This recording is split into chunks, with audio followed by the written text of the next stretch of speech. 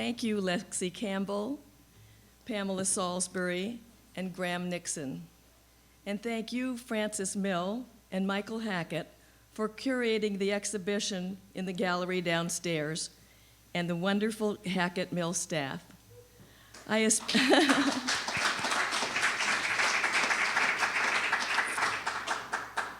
especially appreciate the New York Studio School's interest in bringing together the histories of West Coast and East Coast's artists of the mid-century in its lecture series. This reflects Graham Nixon's inclusive view of American art and highlights his love of painting. 2 years ago, I was here to talk about David Park, the originator of Bay Area figurative painting. Last fall, Marcel Polednik presented the story of the San Francisco School of Abstract Expressionism. I'm pleased to be here this evening to talk about the Bay Area Figurative Art Group. It may seem surprising, but the origins of Bay Area figurative art lie in abstract expressionism. After World War II, artists broke from the past and began painting in a whole new way. The avant-garde set out to express their individuality, aiming for an art that conveyed their authentic humanness. Spontaneity and improvisation were key to creating a sense of immediacy in their work. Most accounts of this new energy focused on New York artists, and the term abstract expressionism is often deemed synonymous with the New York school. But that's not really correct. What's all too often ignored is that Bay Area action painting developed simultaneously with, and at times in advance of, its East Coast counterpart. One Bay Area artist who was definitely ahead of his time was John Grillo. A graduate of the Hartford School of Fine Arts, Grillo came to the Bay Area in the mid-1940s, right after serving in the Pacific during World War II. Under the GI Bill, he enrolled in the California School of Fine Arts in San Francisco, where he was given his own small studio. There, he created works with gestural abandon. As one fellow student described Grillo's process, he would stand back about 3 feet and throw the paint at the canvas, let it drip, and turn it over. Grillo, it might be argued, was one of the first action painters on either coast. He made his San Francisco paintings before Willem de Kooning's first solo show, and just as Jackson Pollock was beginning to develop his drip technique. Although Grillo moved to New York in 1948, his innovations definitely had an impact on both the students and teachers at the California School of Fine Arts. Another important influence on Bay Area art was the presence of one of the great American museum directors at the San Francisco Museum of Art, Grace McCann Morley. Beginning in the early 1940s, she gave many of the major abstract expressionists their first solo museum shows. Arshile Gorky, Jackson Pollock, Mark Rothko, Clifford Still, Hans Hofmann, and Robert Motherwell all exhibited at the San Francisco Museum of Art a decade before receiving New York museum shows. In New York, painters like de Kooning and Pollock gathered at the Cedar Tavern and similar locales. In contrast, the post-war Bay Area art world centered around an art school, the California School of Fine Arts, now the San Francisco Art Institute. Painter Elmer Bischoff said, "The connection among artists in San Francisco was intense compared with New York because we were all in one building." Grace Morley had brought the outstanding young curator Douglas Mckagey to San Francisco, and in 1945 he left the museum for the California School of Fine Arts, transforming it into a dynamic institution. He encouraged a spirit of experimentation and wanted to avoid perpetuating what he called a ready-made set of visual arrangements and prescribed meanings. Instead, he advocated respect for the integrity of the individual artist. This is a watercolor by Richard Diebenkorn, painted in 1946 while he was a student at the California School of Fine Arts. In an interview, the artist Mary Fuller McChesney asked Mckagey, "Do you think a type of painting developed in San Francisco that was different from the paintings being done on the East Coast at the same time?" Mckagey answered, "In the late 40s, yes, there was indeed a difference. But in the early 50s," he said, "you couldn't tell the difference so easily. I think some of our people were much further ahead in what became known as action painting. People like John Grillo, for example, was remarkably ahead of his time in that respect, as well as Diebenkorn, not as an abstract painter, but as a student abstract painter, was doing things that weren't being done in New York at all." This and many other beautiful early abstract watercolors by Diebenkorn are currently on view at Van Doren Waxter Gallery here in New York this week through March 5th. It's a beautiful and rare show. Hope you get to see it. Under Mckagey's energetic leadership, abstract expressionist ideas flourished at the school. Mckagey hired Clifford Still in the fall of 1946, and Mark Rothko came as a guest teacher for the 1947 and 1949 summer sessions. Yet, as David Park, who was one of the leaders of the faculty, declared, it wasn't simply Still's presence that ignited abstract expressionism in the Bay Area. It was in the air at the time, Park said. Among the other progressive painters teaching or studying at the California School of Fine Arts were Elmer Bischoff, Richard Diebenkorn, Hassel Smith, and Frank Lobdell. As Diebenkorn recalled, the art scene in San Francisco was not by any means an emulation of New York, although it paralleled what was starting up in New York and sometimes preceded it. The California School of Fine Arts, shown here, enrolled many returning veterans under the GI Bill who were ready for new ideas and thrived under Mckagey's leadership. The veterans were older than typical art school students, and many were serious artists already. As Elmer Bischoff observed, they were very intense, driven by the desire to make up for lost time. Their experiences of the harsh realities of war and its scenes of destruction had altered their attitudes. Frank Lobdell explained to me the new kind of consciousness this way: I had seen European decadence and felt the vigor of America. When we came out of the war, it was that energy that you identified with. There was euphoria, and it wasn't just because we won, it was much deeper. As student Deborah Remington recalled to me, the veterans had put their lives on the line, and that was their attitude about painting. Every time you painted, you put your life on the line in a metaphorical sense. We took risks, and that's how we grew. As early as 1946, an influential friendship formed between fellow teachers David Park, Hassel Smith, and Elmer Bischoff, and student Richard Diebenkorn. Here we see Diebenkorn in the foreground, and with Park at the far left, and Hassel Smith in Park's studio at the school. Soon after they first met at the school, Park, Bischoff, Diebenkorn, and Smith began taking turns visiting each other's studio and criticizing each other's work.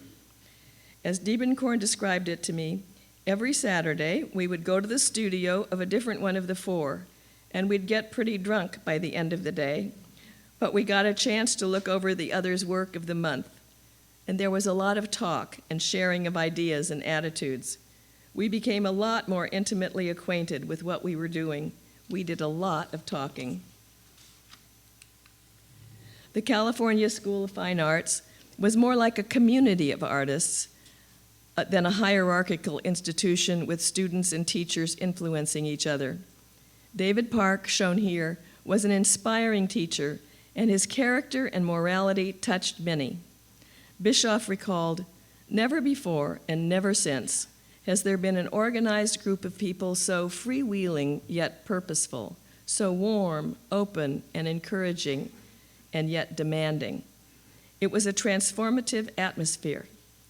Bischoff said, "The explosion of creativity was in the air. You felt it the minute you set foot inside the door." David Park was the acknowledged leader of the California School of Fine Arts until Clifford Still was hired in the fall of 1946. Still had spent 1 year in New York, where he exhibited at Peggy Guggenheim's Art of this Century.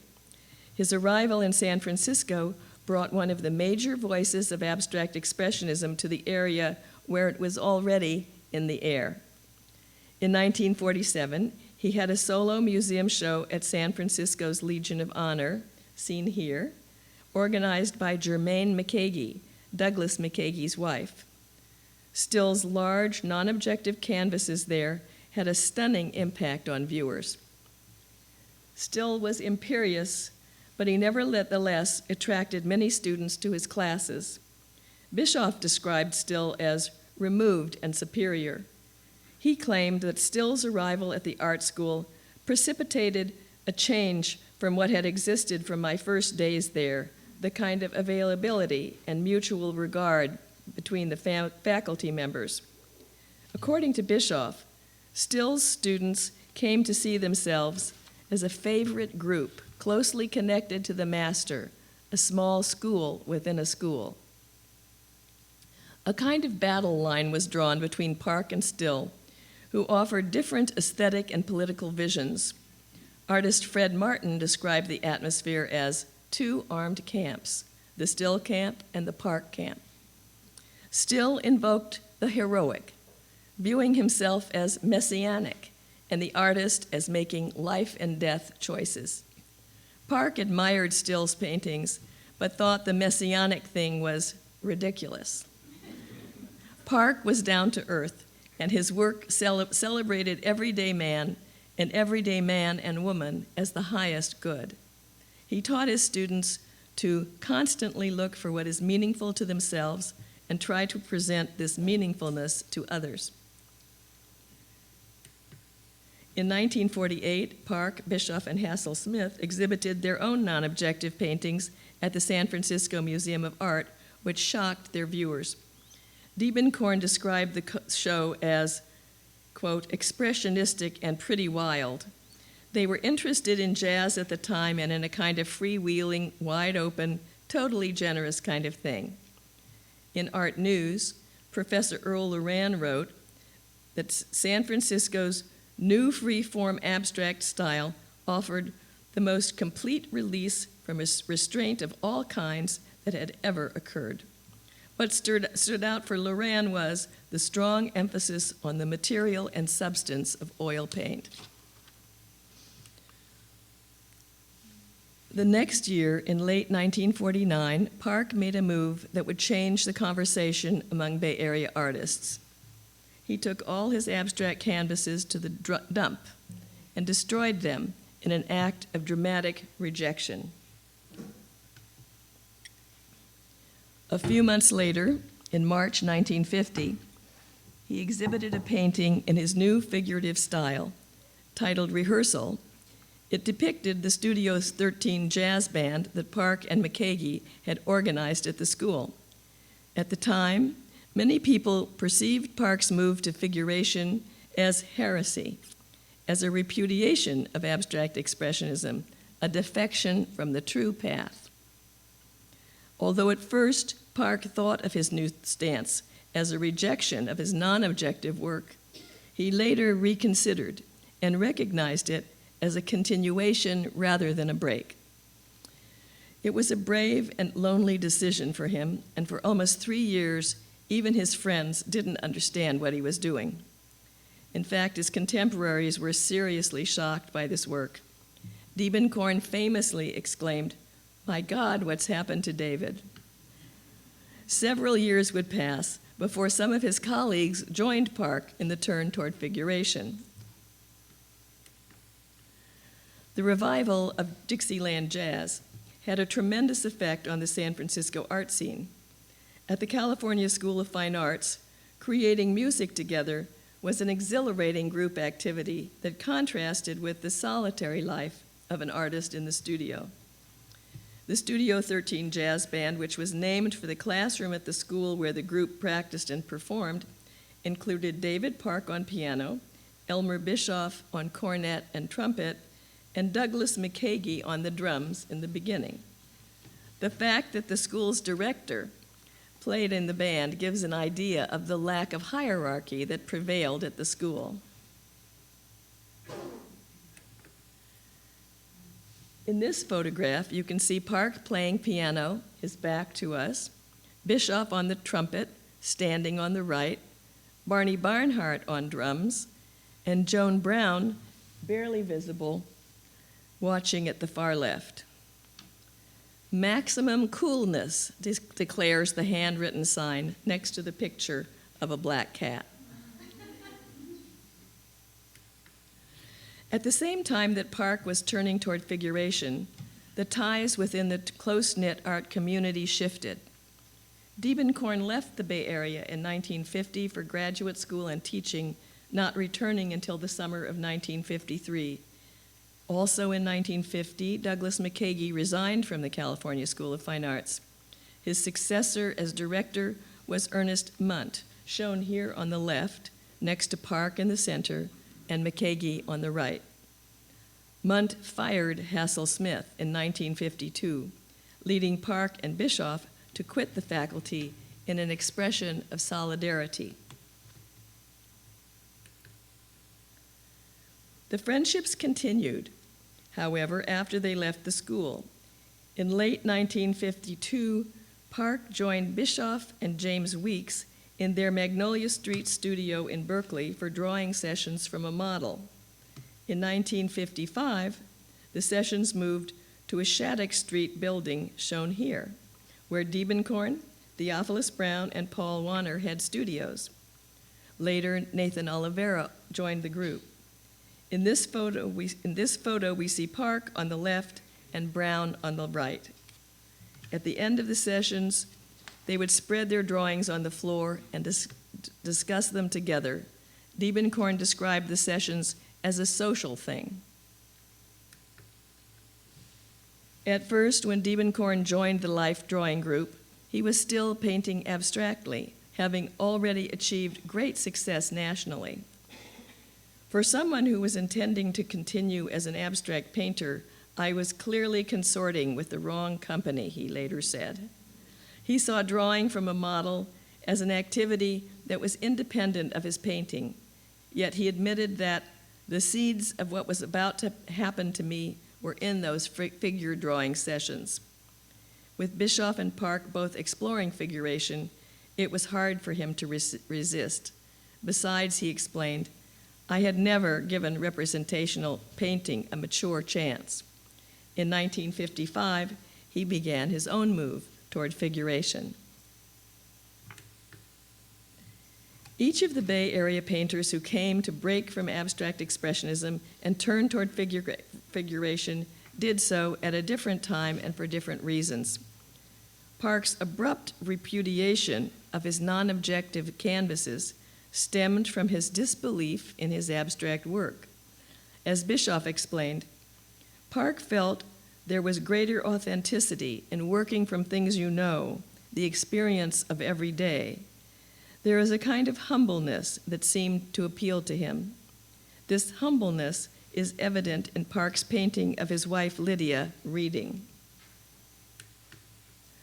Elmer Bischoff on the left and Richard Diebenkorn on the right.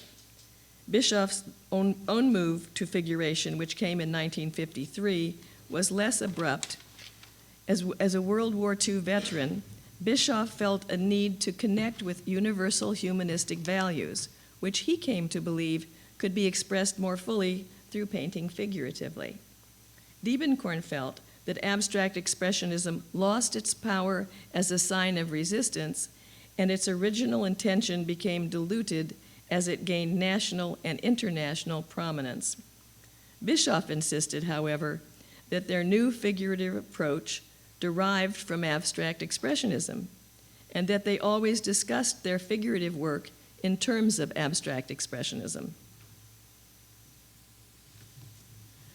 Park specifically clarified that his new figuration should not be considered the beginning of a separate movement, that all the freedom he had gained from his abstract expressionist period is manifest in his figurative period. In his Bather with Green Sea, Park plays with a tenuous balance between the definition of the image and the presence of the paint. He uses bold strokes of color around the figure to assert the materiality of the paint while simultaneously invoking the green sea.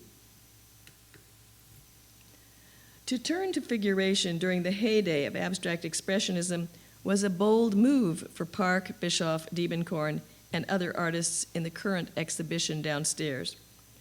Within the art world at the time, representational work was considered heretical, yet these artists didn't hesitate to draw inspiration from the concrete world around them, as Diebenkorn does here in drawing his wife Phyllis. I think that's such a beautiful photograph. Bay Area figurative art offers an alternative viewpoint within the larger dialogue of post-war American art. In contrast to Clifford Still and other non-objective painters who invoke the heroic in their art, these painters reflect the return to normalcy after the disruption of World War II. Domestic life had become a valued ideal and therefore a valued subject for art, as in this painting of a woman reading by Diebenkorn. Yet abstract ideas underlie this and other canvases. Here, for instance, the play of light and shadow becomes as integral to the depiction as the figure and its everyday setting. The Bay Area figurative painters enriched abstract expressionist ideas. David Park's paintings integrate the human presence into thickly painted and boldly colored abstract fields. He would tell his students, paint the whole world red or paint the whole world blue, as can be seen in his work, The Red Hat of 1954-1955. In light and color, their work captures what Northern California looked and felt like at the mid-century, and it underlines how everyday life is a worthy subject for art. Although there are similarities, there's also a lot of diversity in the way these Bay Area painters handled the figure. Among the varied approaches in the exhibition on view downstairs are portraits, bathers, nudes, musicians, people in intimate scenes, and objects that imply the human presence. David Park's Three Men, for example, presents three nude bathers standing in a semicircle, their backs to each other, looking out in different directions. Are these perhaps three views of the same person? Park does not insist on a single interpretation. The strongly brushed background could be an abstract expressionist painted field, or a depiction of sand, sea, and sky. By introducing the figures into a non-objective ground, Park creates a hybrid of figure and field. The ground appears to extend in all directions beyond the framing edge in what some painters of the time called a continuum. Adding to the sense of an infinite reach is the way that the heads and feet are cut off at the top and bottom edges of the canvas. Ordinary, everyday life may have been an ongoing theme in Bay Area figurative art, but it was never presented in an ordinary manner. When we look at Park's paintings from 1950 to 1955, we see the commonplace world he lived in, but they have a deeper purpose. They invite us as spectators to participate in this world. Park almost never chooses a conventional vantage point. Instead, he deliberately subverts the expected view. An example is Girl at Fence. The strong diagonal of the fence cuts across the center, dividing the canvas in two, offering us only glimpses through its slats. One may not immediately notice the girl in the upper right-hand corner leaning over the fence. It may require a second or a third glance to read the image correctly. But as art historian Milton Brown said to me, once you have read it, everything is visually so accurate that it's rather amazing. By 1957, the work of the Bay Area figurative artists had gained critical recognition. Figurative paintings now dominated the Art Association annuals, in contrast to 1950, when Parks was the only figurative painting in the show. Diebenkorn won a prize for Flowers and Cigar Box, shown here. This, by the way, is the first Diebenkorn I ever saw when I moved to San Francisco. And Theophilus Brown also won a prize in that show for painting from his football series, Football Game Number 2.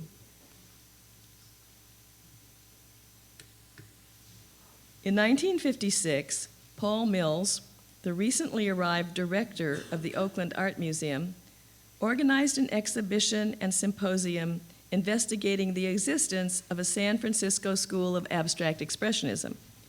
A year later, in 1957, he was poised to examine a different trend, Bay Area figurative art. Mills recognized the importance of the work of Park, Bischoff, and Diebenkorn and approached them about an exhibition.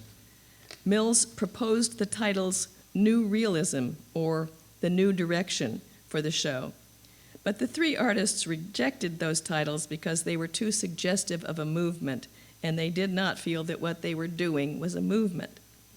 Instead, Park suggested contemporary Bay Area figurative painting, which he thought sounded less curatorial and closer to the description that an artist would use.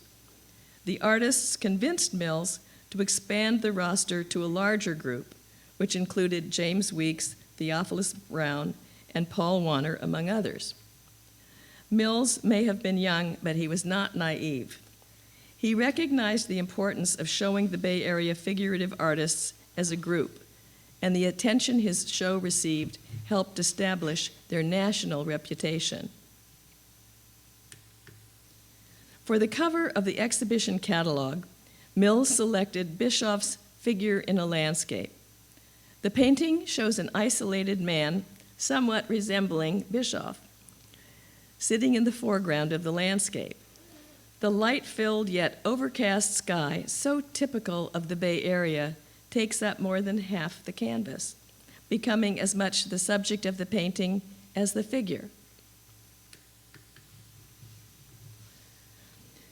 This 1957 painting by Diebenkorn, Girl Looking at a Landscape, reveals many of the characteristics he shared with Park and the rest of the figurative group, namely, location of a figure in both indoors and outdoors, high voltage color, and equal treatment of all parts of the canvas. Like Park, Diebenkorn often generalizes his figures' faces in order to unify the composition and to downplay individuality of the person. Here, he counteracts individuality by showing us only the back of the head. Bischoff's painting Orange Sweater was included in the 1957 Oakland Museum show. Here, as in many of his paintings, he creates an atmospheric space through opalescent colors and feathery brushwork. The figure at the table reading may seem small in the space, but the burst of strong, warm color against the cool background emphasizes its central position.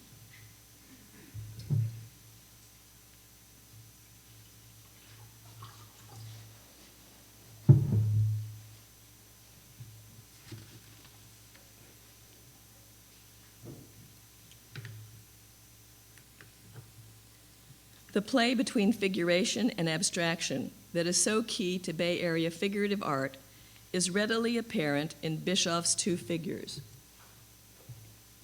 Here, two anonymous female nudes, face each other amid a flurry of orange and pink paint in an indeterminate space. Much like some of the abstract expressionists, Bischoff described his process as finding the painting through painting, and indicated that several earlier paintings might be covered over as he made his way to the final image. You can see this painting downstairs in the wonderful show. A different approach to the figure is seen in James Week's Tuba Player of 1958. His father was a famous San Francisco band leader, Anson Weeks, and he often painted musicians playing in jazz bands and later in classical ensembles.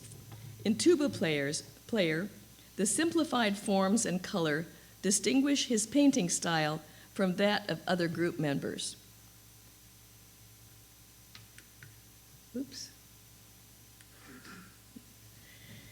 In a later painting by Weeks, Two Musicians from 1960, we can see how his style evolved. His inventive color and skillful paint handling contribute to the composition's greater complexity. With bold strokes of color, he merges the figures into their painted environment. Like the other Bay Area figurative artists, he treats the setting of this painting as just as essential to the composition as the figures that inhabit it. The environment is also key to Paul Wanner's Model by the Studio Window from the 1960s.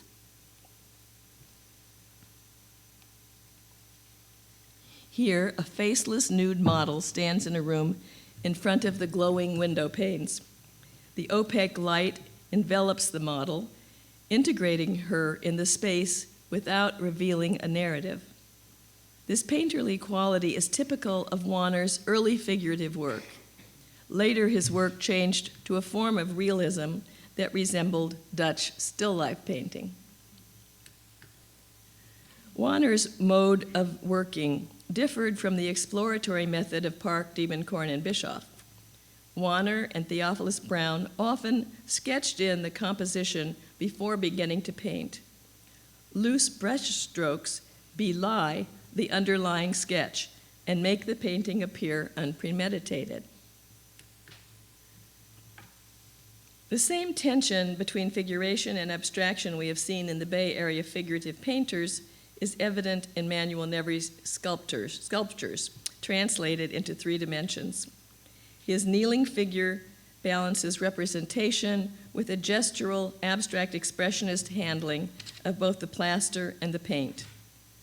Missing a head and arms, Nery's female form remains anonymous, even more unknowable than the generalized faces by the painters of the group. Nery's use of color increases the emotional impact rather than describing reality. His application of the pale green, cadmium red, and silver is similar to the way Park laid paint on his figures. When Nery transferred from the California College of Arts and Crafts to the California School of Fine Arts, it was primarily to study with Elmer Bischoff. However, Nery admitted that his own exuberantly built-up plaster sculptures were influenced by Park's sculptural handling of thick pigment on canvas, which looked to the younger painter like bas-relief. The way Park, quote, pushed around paint was exciting to Nery, who was inspired to slather bold strokes of oil paint onto his plaster figures. Nery and Joan Brown, shown here at the California School of Fine Arts, greatly influenced each other's work, beginning in the late 1950s. And in 1962, they married, although the marriage lasted only a few years. Brown claimed Bischoff as her mentor, but her work most closely resembles Park's in its thick impasto and funkiness. Joan Brown often painted scenes from her daily life, as in this painting of her child Noel, seated behind a large bowl of fruit. The heavy paint and bright colors surrounding the bowl divert attention from the little boy. By tilting the table so we look down at the fruit and up at Noel, Brown disrupts normal perspective, just as she shakes up the expected focus by placing Noel in the corner. In some ways, this choice of an unusual vantage point recalls Park's Girl at Fence.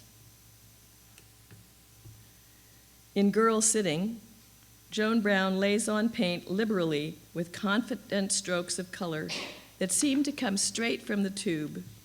The figure is constructed out of a few large brush strokes, allowing the image to be achieved with the most direct means.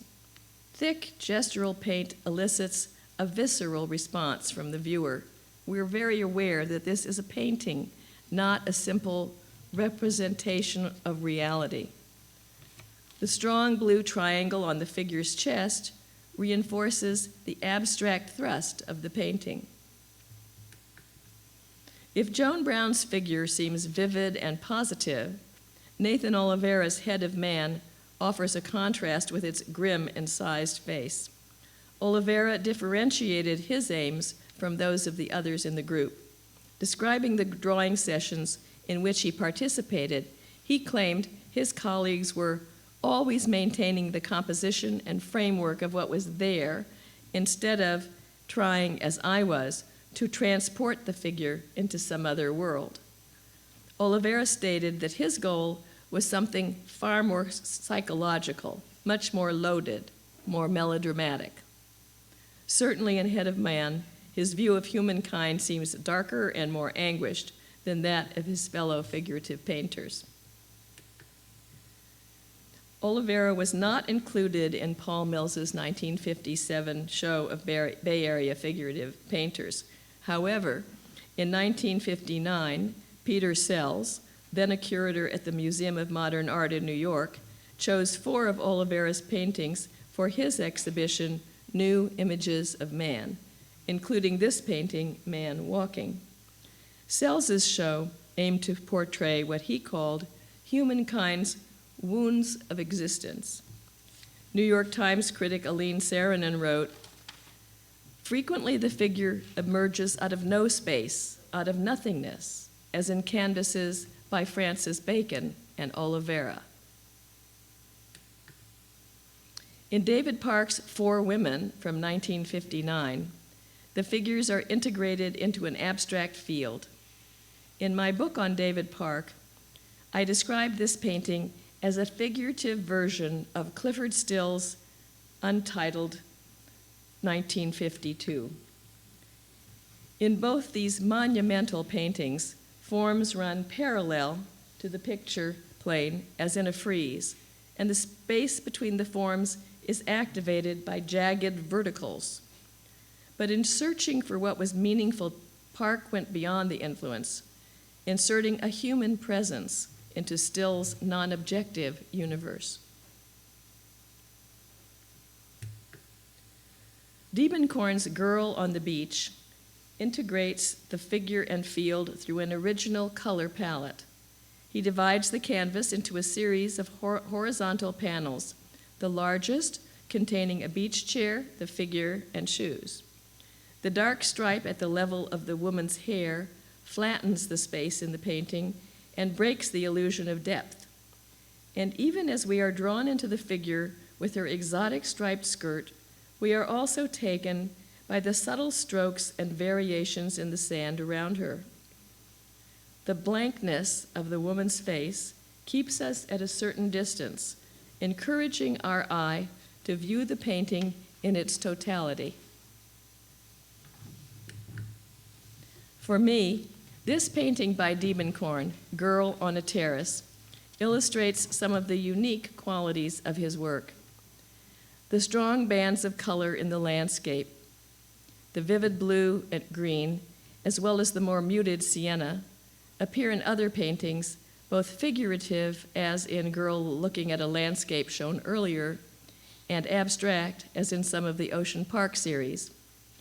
The use of stripes is another typical preference. Yet there is an unusual element in this painting, a mysterious intrusion into the composition by a headless walking figure that seems to have entered the picture without any permission from the painter. I see it as a metaphor for Diebenkorn's exploratory method, with which he allowed incidents to occur outside his conscious decision-making.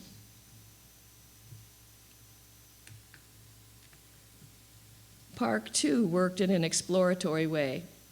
In a rare look into his method of painting, he described his struggle to create the model shown here in a letter to his New York dealer, George Staempfli. I worked violently, Park wrote. That large, unresolved canvas that had a white female and a brown male got itself tortured into every conceivable variation.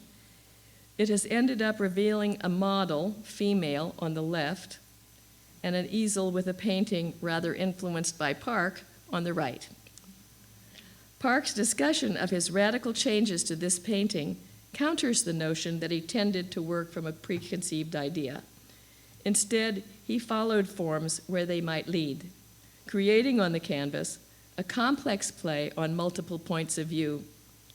This painting's monumental size, thickly pigmented surface, and superbly plotted color all contribute to Park's convincing translation of how a painter sees. Standing by a window, the nude model turns back, slightly toward the unseen painter, her pose differing from the straight-on view of the painting within the painting. The unseen participant, the painter, stands outside the canvas in the same space as ours, implying our interchangeability. This painting now belongs to the Yale Art Gallery.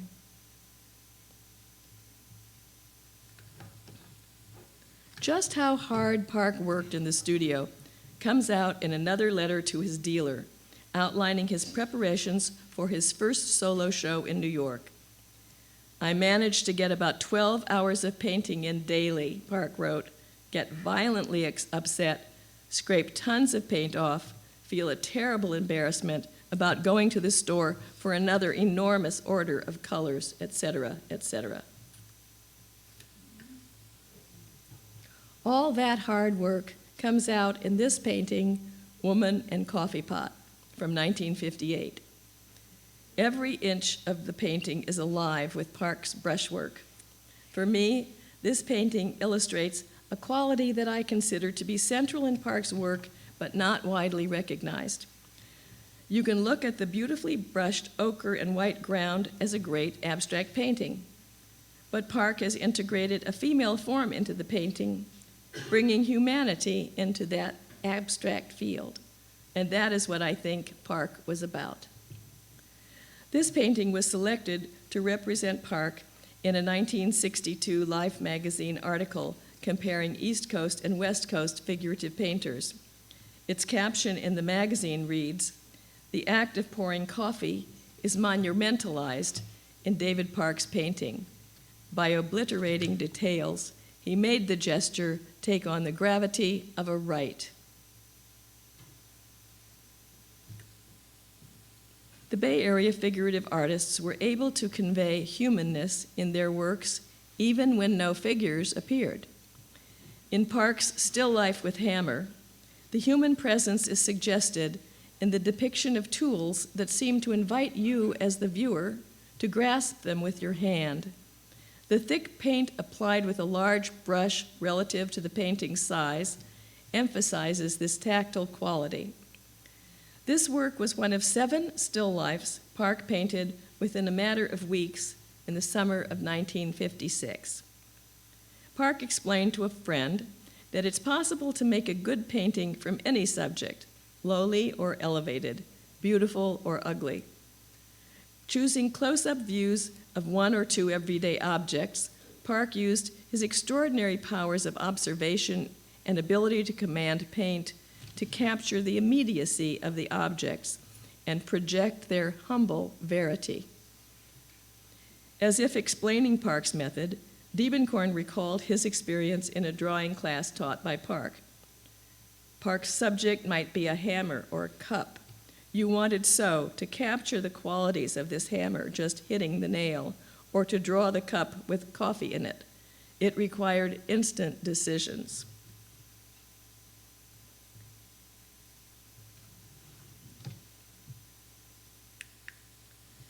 Diebenkorn also hinted at a human presence in the several still lifes he painted in the mid-1950s. Here, in his still life with book, it looks as though someone has just stepped momentarily out of the scene, leaving the book open and the coffee cup almost full. What stands out is the interplay between the representational forms and the material presence of the thick, richly colored pigment. In a later painting by Diebenkorn, Black Chair, the relation between abstraction and figuration becomes blurred, with both the chair and its surroundings vying for our attention. The blackness of the chair in all its simplicity contrasts with the colorful passage next to it. The chair is poignantly empty in this evocative work, implying an absence. John Seed and others have suggested that this painting may contain a reference to David Park, who died in 1960, the year it was painted. The expressive resonance of an empty chair can also be seen in Joan Brown's Dog and Chair in Environment, one of several paintings from the 60s in which she depicted her beloved pet, Bob the dog. This presence of the dog seems to underline the absence of its owner. It was this painting of an empty chair that was displayed at Brown's memorial service at the University Art Museum in Berkeley after her death in an accident in 1990.